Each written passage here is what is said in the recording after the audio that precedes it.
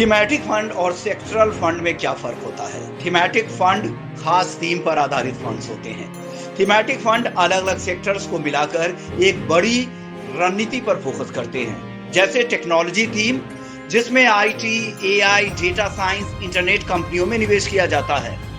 Green energy thematic funds होते हैं जिनमें इलेक्ट्रिक व्हीकल्स, सोलर और विंड एनर्जी कंपनियों में निवेश किया जाता है।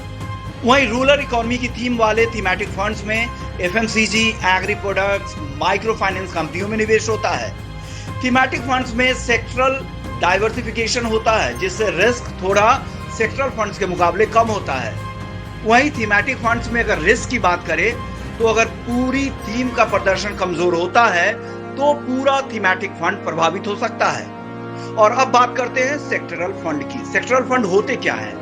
सेक्टरल फंड केवल एक ही सेक्टर की कंपनियों में निवेश करते हैं। सेक्टरल फंड एक ही इंडस्ट्री की ग्रोथ क्षमता पर आधारित है। बैंकिंग सेक्टरल फंड मान लीजिए, जैसे SBI, HDFC, ICICI bank, Axis bank जैसे बड़े बैंकों में निवेश करते हैं, तो ये बैंकिंग पर आधारित सेक्टरल फंड है। फार्मा सेक्टरल फंड जैसे सन फार्मा, डॉक्टर रेड्डीज, सिप्ला जैसी फार्मा कंपनियों में निवेश होता है। आईटी का सेक्टरल फंड यानी इन्फोसिस, टीसीएस, विप्रो, एचसीएल जैसी कंपनियों में निवेश होता है। जब कोई सेक्टर तेजी से बढ़ता है तो सेक्टरल फंड्स का रिटर्न बहुत अच्छा होता है। अगर सेक्टर काफी मंदी में जाता है तो पूरे सेक्टर फंड का प्रदर्शन खराब हो जाता है।